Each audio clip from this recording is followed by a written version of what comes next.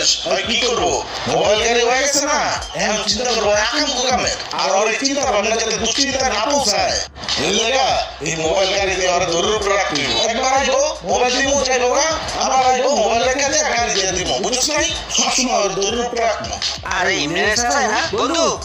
ওই তোর কাকা যা মোবাইলটার গাড়িটা লয়ে একটা লিটনে বারবার ফোন দিতে কাকা মোবাইলের